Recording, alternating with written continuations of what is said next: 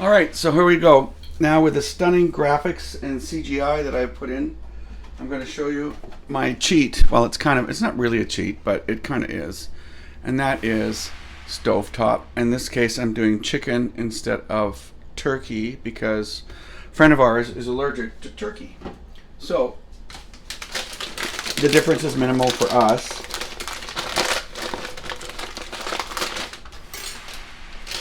And you'd think I could open a pack.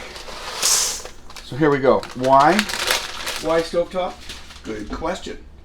Reason I use stovetop is because the croutons are absolutely arid. And when I say arid, I mean dry, dry, dry. They are perfect. I don't know what they do to them. I probably don't want to know. But they've already got some seasoning in them. And what I'm going to add now is some celery and some onion, which I have blanched a little bit so they're translucent. The amounts are on my recipe. So I'm going to mix all of that. There we go. And I've got some garlic butter, which I've already melted. And I've actually added some mushrooms that I've done with Madeira. I've obviously sauteed them ahead of time because I like mushrooms. You can obviously add what you want. If you want sausage, some people like sausage in it, yada yada, all that stuff. What I like about this particular recipe is that I can make this now and I can make it a day ahead of time. Now, once all of these are mixed, and these are I've got parsley, sage, and thyme. I don't put rosemary in because I find it makes it kind of woody. So, but I like the fresh herbs and greenery in there. Now, up till now, it doesn't matter how much you mix it too much. You can't really overwork it. But once you add the broth, that's a whole different story. So, I've taken some chicken broth, which I've got already preheated from the microwave to mix this together. And as you can see, now the recipe calls for 2 cups of liquid. In their recipe it's water. I use unsalted chicken broth, by the way. And I don't use quite that much. I probably am using closer to a cup and a half rather than the full 2. Partly that's because I'm also going to leave this for overnight. Once it cools, I'm going to wrap this, and I'm putting this in my dish.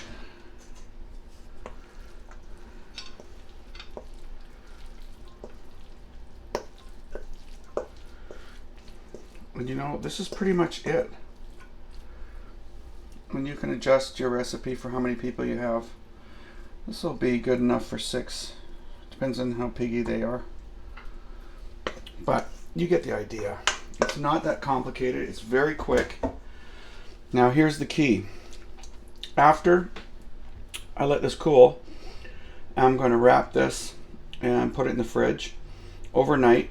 Then just prior to serving the rest of the meal, I can take this out and I will let it stand for about half an hour room temperature, and then I will put it in the oven under broil and brown the whole thing, and I'll show you what that looks like in a sec.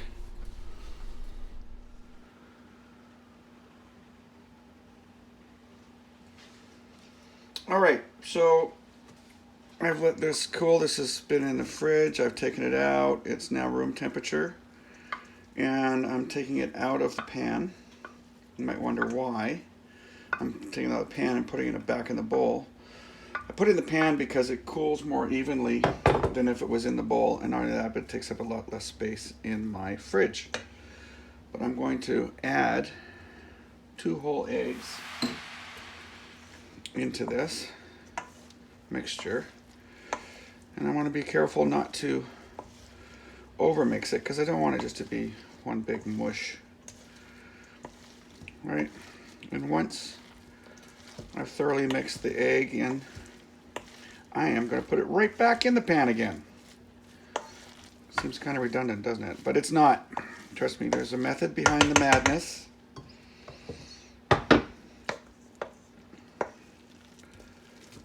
So it all goes back in, but now with the egg, which is going to help it set and give it a nice texture. But I didn't want to put the animal protein in prior to me baking it. So I'm going to bake this now. The turkey is out and it's resting. And I've got the oven set at 350 degrees, center rack. I've already cut the foil, it's ready to go. And that's going to go in for about 20 minutes to bake. I got lots of time. So my turkey's going to take almost an hour to cool down. Well, not cool down, but it needs an hour to set. All right, before I carve it. Otherwise, it's just going to run everywhere.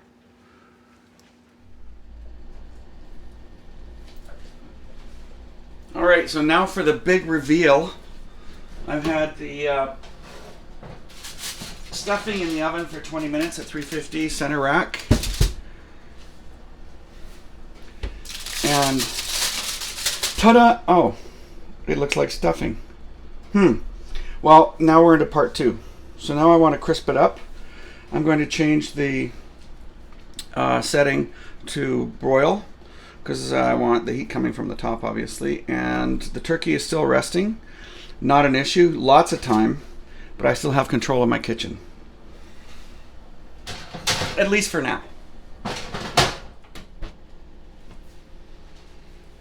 So I've had the stuffing in the oven now for another 15 minutes, and I adjusted the oven to 400 on broil, if I didn't mention that before.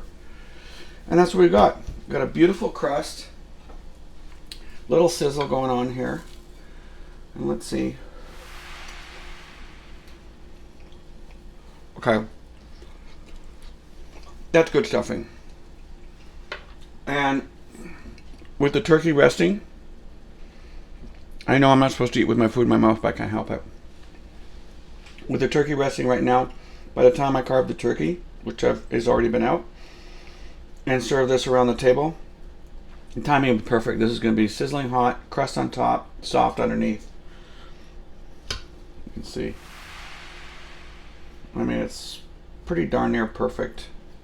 And as I said, you can add things to this from the beginning. You can adjust it. You could put in pecans. You could put in sausage. You could put in other nuts that you like. There's so many different variations, but this is the base for your stuffing. Anyway, I hope you enjoy, and gobble, gobble, gobble.